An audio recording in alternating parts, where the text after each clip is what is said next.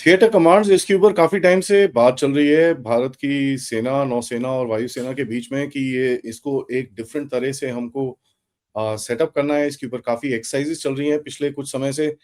अब फाइनली कहीं न कहीं डिक्लेरेशन तो नहीं आया है but it seems like it should be coming in any time. Bharat की फ़ौजों को 3 मेजर कमांड्स उसके बाद जो बाकी और 2-3 कमांड्स हैं वो भी निकलेंगे उसके अंदर से। बट 3 मेजर कमांड्स जो ऑपरेशनल कमांड्स हैं उसके ऊपर डिवाइड करने की बात चल रही है। आगे देखते हैं, प्रतिकेत भाई से भी बात करते हैं, what has come out more. नमस्कार, जय हिंद, जय Bharat and welcome to Def Talks. नमस्कार आदि भाई। ये जो चीफ ऑफ डिफेंस स्टाफ का पोजीशन है और थिएटर कमांड के फॉर्मेशन के बारे में कुछ साल से बात हो रही है। मुझे एग्जैक्टली तो याद नहीं है, बट समवेयर इन 2018 या 2019 प्राइम मिनिस्टर ने इंडिपेंडेंस डे में डिक्लेयर किया था about the chief of defence staff position. तो वो chief of defence staff position has now been institutionalised.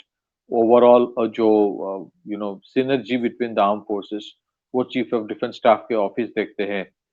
फिर before I get into the issue of theatre command, आप देखेंगे पिछले कुछ सालों में, खास करके ऑपरेशन सिंदूर के बाद या उसके पहले बालाकोट के बाद भी आप देखेंगे बहुत सारे स्ट्रक्चरल चेंजेस आर्म फोर्सेस में तो आए हैं। फॉर एग्जांपल अगर आप देखें, बालाकोट के बाद एक रिसर्च आई आर्म फोर्सेस की तरफ से। फिर 3 डायरेक्टरेट जनरल अलग से बनाया गया। एक था directorate general of information warfare, और उसके बाद था directorate general of capability development, that was looking into new capital acquisitions, revenue procurements. और कैपिटल एक्विजिशन और जो रेवेन्यू एक्सपेंडिचर के लिए अलग से प्रोक्योरमेंट होता है, वो अलग सेपरेटली डील किया जा रहा था। फिर there was something called the directorate general of strategic planning. तो directorate general of strategic planning जो था, that was looking into the context of integrated theatre commands और बाकी जितने सारे रिफॉर्म्स आने वाले हैं। And I think in most cases these are all led by lieutenant general rank officers. फिर उसके बाद अगर आप देखें, बहुत सारे इम्पोर्टेंट फंडामेंटल शिफ्ट्स तो आया है। I am not comparing them with the importance of the theatre command, but I am just saying कि ये जो रिफॉर्म्स हो रहा है आर्म फोर्सेस में, हालांकि कुछ रिफॉर्म्स अभी भी बाकी है, जैसे cadre restructuring, cadre review, army के जो कमीशन्ड ऑफिसर्स के, वो अभी भी पेंडिंग है। That has to be looked into. वो कैडर कैडर रिव्यू काफी टाइम हो गया, दैट्स नॉट देयर। अब देखेंगे रिसेंटली जो जो चेंजेस आया है इसमें, जो रुद्र ब्रिगेड की बात हो रही है, भैरव बटालियंस का ऑलमोस्ट 25 टू 30 भैरव बटालियंस बनाया गया है, रुद्र ब्रिगेड्स बनाया गया है। वो दीज आर ऑल, अगर आप सिनर्जी की बात करेंगे, these are all versatile, nimble footed, units which can actually work independently. Rudra brigades are almost like something called integrated battle groups. It's like the brigade level formation, जो जिसके हर एक wing में कुछ ना कुछ होगा। It would have some formations of the air force also, मतलब air force के नहीं, एयर विंग होगा, एयर कैपेबिलिटी होता है, ड्रोन्स होंगे, आर्मर्ड व्हीकल्स भी होंगे, फिर उसके बाद इन्फेंट्री भी होंगे। फिर आप देखेंगे शौर्य स्क्वाड्रन की बात हो रही है कि जो आपके drone units being integrated with the जो आपके आर्मर्ड यूनिट्स हैं उसके साथ। फिर आप देखेंगे इंटीग्रेटेड रॉकेट फोर्स को ऊपर बात हो रही है, उसके ऊपर हम लोगों ने प्रोग्राम किया था, the whole spectrum of rockets and missiles, जो इसके पार्ट होगा। And this is separate from the ballistic missile के जो अलग सेपरेट एक कमांड स्ट्रक्चर है, उससे वो अलग है। फिर न्यूक्लियर ट्राइड के बारे में हम सबको पता है कि that has now reached a critical closure completion, जहां पे आपके न्यूक्लियर सबमरीन्स और 3 are operational, fourth has been launched. Launching of a submarine is almost like it's there in the sea, so कभी भी जरूरत पड़े तो that can also be operationalised. फिर उसके बाद आप देखेंगे चीफ ऑफ डिफेंस स्टाफ के ऑफिस के बाद वन मेजर इशू जिसके ऊपर काफी टाइम से बात चल रहा है, and that is an important issue, that is about theatre commands. Theatre commands में क्या होता है, आपके अभी presently you have 17 commands, 7 of army, 7 of air force, 3 of the navy. तो थिएटर कमांड का कोर कॉन्सेप्ट जो है, इसमें डिबेट्स हो सकता है। The core concept is synergising the 3 arms into one formation. उसमें अभी जो खबर आ रहा है कि ये जो 3 फॉर्मेशंस होंगे, वन ऑफ द फॉर्मेशंस जो चाइना सेंट्रिक होगा that will be led by somebody from the army. जो वेस्टर्न फॉर्मेशन होगा, taking care of the Pakistani front, that will be led by somebody from the air force, और जो southern वाला command होगा, naval command होगा, that will be led by somebody from the navy. Interestingly इसमें ये जो issue है कि वेस्टर्न कमांड जो होगा, थिएटर वेस्टर्न थिएटर कमांड जो पाकिस्तान सेंट्रिक होगा, why should it be led by somebody from the air force? इसके ऊपर डिबेट्स है, but I think this has more और less been frozen. This will be led by the force, क्योंकि operation Sindoor जो हुआ और बालाकोट में स्ट्राइक जो हुआ, it has been seen that aerial strikes have been very successful against Pakistan. So अगर again it doesn't mean कि एयरफोर्स में से somebody लीड करेगा तो इट डजंट मीन कि आर्मी या इन्फेंट्री का रेलेवेंस कम हो जाएगा। It's just about who Leeds it. Formations अपने जगह पे हर एक का इंपॉर्टेंस होगा, और सिनर्जी करने के लिए ये सब किया जा रहा है। And the other important part ये होगा कि हर एक जो कमांड स्ट्रक्चर कमांड नया बनाया जा रहा है थिएटर कमांड में, अगर कोई कमांड का हेड होगा somebody from the air force, सो उसका जो डेप्यूटी होगा, he would be from some other force, not from that particular force। मान लीजिए अगर western command is headed bye somebody from the air force, तो उसका जो डेप्यूटी कमांडर होगा वो उस कमांड का सेकंड इन कमांड जो होगा, he would not be from the air force, he would be either from the army, most likely from the army। और सिमिलरली अगर चाइना सेंट्रिक जो नॉर्दर्न थिएटर कमांड है, उसका अगर head if it is headed by somebody from the army, तो उसका जो deputy होगा, he would be somebody from the air force, इस तरह के। नाउ दिस इज मोर और less what is going to happen. अब इसमें रीस्ट्रक्चरिंग या कुछ और होगा कि नहीं, we don't know as of yet. Overall 17 command will be synergized and brought down to 3 or 4, 3 plus 1 करते हैं, because there can be another command somewhere, it might come up, or we don't know। No, Now the structural important, will still remain, but this is basically overall, structural change. हाँ, so it is for synergization, it's not that कि commands की relevance कम हो रही है, it's not कि अगर if one formation is led by the army तो उसमें air force का relevance कम हो रहा है, it's not like that।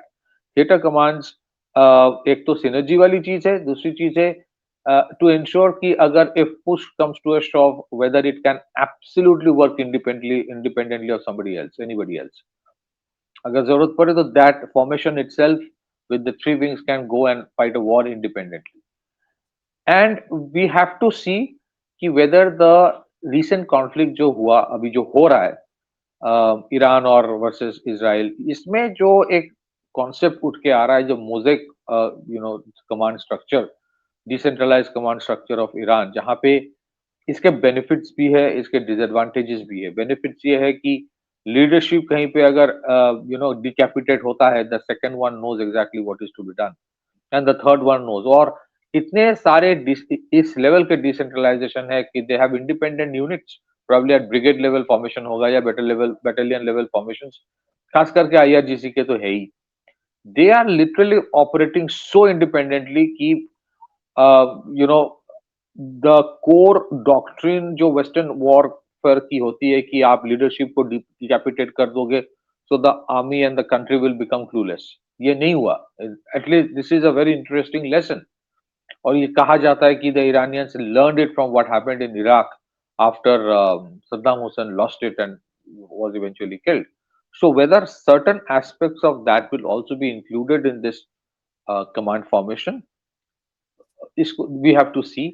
अभी जो recent हो रहा है, there are 2 more developments that have come up। Number 1, एक तो you already have a chief of defense staff। There is a talk going on that there might be another vice chief of defense staff। हो सकता है इसमें भी you would have the same kind of design, in the sense कि अगर chief of defense staff is from the army, किसी को अगर चीफ ऑफ डिफेंस स्टाफ बनाया जा रहा है, इफ फ्रॉम द आर्मी, तो the vice chief of defence staff will be from either air force और नेवी। रोटेशनल करके जैसे होता है वैसे ही होगा। तो आई थिंक सिनर्जी की जरूरत तो है ही। Dimensions of conflicts are changing, और क्योंकि टू द बेस्ट अंडरस्टैंडिंग कि whether this theatre commands are happening और not will be to see कि एक तो number 1 chief of defence staff office has been institutionalised and he is playing a very important role. वो कोई ornamental role नहीं है। और अगर आप माइक्रो लेवल पे देखेंगे बहुत सारे रिस्ट्रक्चरिंग आर्मी में ऑलरेडी शुरू हो गया मत शुरू मतलब क्या, they have almost reached the level of closure conclusion, whether it is Bhairav Battalion or the Rudra Brigades or the Shaurya Squadrons या फिर द इंटीग्रेटेड रॉकेट फोर्स या फिर न्यूक्लियर ट्राइड या फिर information warfare capacity development strategy planning को अलग अलग importance देने का. So in that way, lot of things since they have already happened or are happening, तो थिएटर कमांड हालांकि कहा जाता है कि there is resistance and inter service rivalry भी है और वो होता है. दैट डजंट मीन कि एक दूसरे को के वो शक्ल नहीं देखते. It's not like that. थोड़ा बहुत टर्फ वॉर चलता रहता है. सो वो सब स्ट्रीमलाइन करके स्मूदन करके जो what the news is coming out is that it has been asked by the government perhaps to the chief of defense staff office that जो भी friction points थोड़ा बहुत remaining है because it is a done deal, the theater commands are happening, थोड़ा बहुत जो friction points है इसको sort out करिए and get it operational as soon as possible. So I think इसके पहले भी theatre command whether it theater command चलता है कि नहीं इसके ऊपर भी डिबेट होगा. होता है, it keeps on happening. But if you look at the Andaman and Nicobar command, जो ट्राई सर्विस कमांड है, that's a classic example of how a tri-service command can operate. उसमें अंडमान एंड निकोबार कमांड जो है वो मुझे लगता है that was actually created as a template, as a pilot project to see whether it can work or not. And I think that's one of the most successful formation of Indian armed forces. जहाँ पे आपके army भी है, navy भी है, air force भी है और कोस्ट गार्ड भी है. It has to be understood कि कहीं पे भी कुछ फॉर्मेशन होता है तो कोस्ट इस तरह के ट्राई सर्विस कमांड में खास करके जहाँ पे कोस्टल एरियाज होता है या फिर आपके मैरीटाइम बॉर्डर्स होता है, कोस्ट गार्ड का भी इम्पोर्टेंट एक रेलेवेंट रोल होता है. और क्योंकि coast guard ministry of defence के अंदर तहत ही आता है, तो अगर आप अंडमान निकोबार कमांड के बारे में भी बहुत सारे videos available, you will see the coast guard Dorniers operating, Indian air force के प्लेन्स ऑपरेटिंग, नेवी के प्लेन्स ऑपरेटिंग, कोस्ट गार्ड के जहाज है, एयर नेवी के जहाज है, और at the same time army के ब्रिगेड लेवल फॉर्मेशंस भी है, उनके एक्सरसाइज हो रहा है, एयर ड्रॉप्स हो रहा है, नेवी के top officers are going, army के officers are going and they are all operating together. It's very nice to see that. It's very very interesting. मुझे तो my favourite is Andaman and Nicobar command. जिस तरह से वो ऑपरेट करते हैं, वो अपने अपने यूनिफॉर्म्स पहनते हैं, but their bonhomie, their brotherhood, it's worth watching. So I think that is an example कि ये कोई impossible dream नहीं है. It can actually happen. और अगर आप normal, this is again not rocket science, anybody can go to Google and find it out. आजकल जो open source में available होता है, आप देखेंगे जहां जहां क्रिटिकल आर्मी फॉर्मेशंस होते हैं और एयरफोर्स के फॉर्मेशंस होते हैं, उनमें डिस्टेंस ज्यादा होता नहीं है. It's not so. अगर आप सिनर्जी की बात कर रहे हैं, इफ यू आर सेइंग कि वन ज्योग्राफिकल एरिया का जितने सारे फॉर्मेशन है that should come under one structure, it's not कि ये बहुत ही इम्पॉसिबल है, हो ही नहीं सकता. इनफैक्ट ये जो बात है, this is not something it started today. Kargil war के टाइम से इसके ऊपर बात चल रही है. हो सकता है उसके ऊपर बहुत सारे रिपोर्ट्स ऑलरेडी तैयार है इसके ऊपर. And this kind of you are talking about not a small, कोई सिटी पुलिस की रिस्ट्रक्चरिंग की बात नहीं हो रही है. You are talking about restructuring 1.5 million strong arm force, जहां पे अगर आप आर्मी, नेवी, एयरफोर्स की बात करें. So, so restructuring takes time. Restructuring invariably would take time, and there are a lot of things that has to be done. एक last way before I hand it over to you, if we remember जो operation पराक्रम हुआ था, operation पराक्रम में India's mobilization took months, and that today has been brought down to 2 days. Core level formations जो होता है 1 lakh, 1.5 lakh, 2 lakh soldiers, they can be moved from one area to another within a span of 1 or 2 or 3 days. That is a level of efficiency that has been achieved today. That shows कि अगर theatre command बनता है, there is a consensus. हालांकि आपको media में दिखेगा कि बहुत टर्फ है, छोटा मोटा होता है. I think those will be addressed now. So given the way कि dimensions of warfare themselves are changing, जिस तरह से आज बात हो रही है कि ड्रोन के भी अपने एक फोर्स होना चाहिए ऑफ 1 लाख, 1.5 लाख आपके होना चाहिए. you have to have it because dimensions have changed so much.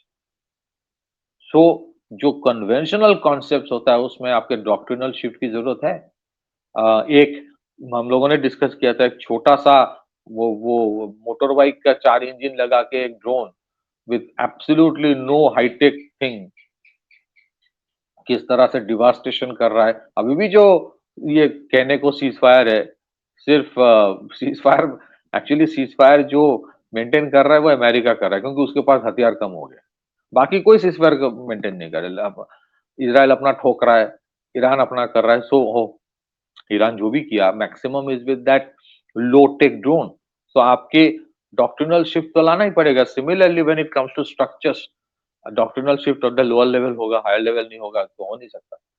So things are happening, and I think this would have happened. This was needed. Back to you. एक मेजर चीज है इसके अंदर, ये these टफ वॉर्स एंड ये सब तो चलता रहता है. The main question was about the air force and it's mobility, right? That is the main question. It's not about turf or anything like that. The main question is about Air Force and उसका जो mobility है. Because of lesser squadrons, आपके पास इस time पे capability नहीं है to kind of split the Air Force. And with the kind of aircraft that we've got and the kind of capability आज है आपके पास, it's the mobility of the Air Force is very critical, especially जो two front threat होता है. That was one of the major sticking points. Basically और कुछ नहीं था. So a lot of people are making a lot of jargon about it कि वो अपना कमांड नहीं छोड़ना चाहता, वो अपना it's all bump. The main question that everybody was asking, and as a matter of fact, army ने भी इसको acknowledge करा है कि there is a problem in this, because यार फाइटर प्लेटफॉर्म्स ही नहीं है आपके पास इतने. अगर आपके पास 42 स्क्वाड्रंस होती तो you could have very clearly divided it. उसके अंदर कोई प्रॉब्लम नहीं है. उसके बाद इंटरऑपरेबिलिटी इस कमांड से उस कमांड में वो तो एक्सरसाइजेस चलती रहती हैं, and they will be able to figure it out. The main issue is that, ठीक है, एंड उसके ऊपर काफी चीजें फंसी हुई हैं, which is where I find that कुछ सोल्यूशन इन्होंने निकाला होगा. Of course there is no question about it, but let's see what happens. देखिए सदर्न थिएटर कमांड जो है मतलब as a layman I'll say Southern Theater Command will not have much of Air Force presence. उसमें जितने navy के air wing है that will be sufficient. So the core issue is about the Western and the Eastern Theater Command अगर वो नाम वही रखते हैं. So it's about splitting between the two. तो थंब रूल ये होता है कि जहां जिसका जो डिप्लॉयमेंट ऑलरेडी है that is where it starts from. उसके बाद फिजिबिलिटी देखा जाएगा. But again it's not about being dividing into the three formations में तो कतई नहीं होगा. Southern formations will always be navy centric, worship centric. And because आपके जो कोस्ट लाइन है वो आपके जो एक्सक्लूसिव इकोनॉमिक जोन है, आपके जो एरिया है ocean, that would not require right away fighter planes. That would mostly require आपके मेरीटाइम सर्वेलेंस वाला. दैट वुड मोर और लेस रिक्वायर वो सब चीजें. एंड बाकी जितना छोटा एक नेवी के खुद के एयर विंग है उसमें अभी भी वो उसमें भी इजाफा हो रहा है. तो but that is formidable to take care of for the timing. So core issue is about the eastern and theatre western theatre command and how you divide the you know assets between the two. But again, these are all fluid structures. जैसे आपने कहा कि interoperability बात है कि ऐसा तो नहीं कि वो साइलो में ऑपरेट करेगा, साइलो में ऑपरेट नहीं करता. सिनर्जी की बात जब हो रही है, when we talk about synergy between three armed forces, and that's why the battle theater command are being made. So there will be synergy between the theater commands as well wherever required. So that is maybe an issue for the time being as to कहाँ तक आप map draw करोगे, which one will be where. But again, these are all on paper only. In reality, shifting will be not that difficult. हाँ, again, these are nitty gritties that you have to find out. हर एक चीज का एक rules of engagement rules बनाना पड़ता है, तो वहीं पे कुछ इश्यूज है. But I think it's enough time has been taken, it will be addressed. Yeah, because it's wartime. Yeah, you're not talking about just gameplay here and there. You're talking about absolute wartime, and clarity is very important. Otherwise, you lose assets and you lose the upper hand. Thanks, भाई. सबसे पहले सबसे request है, video को like करिए, subscribe करिए, and share this with your friends and families. End of course, if you can, do support the channel as well. Check out the description, join our groups. Take care, and we shall see you back with another update. Tab tak, namaskar.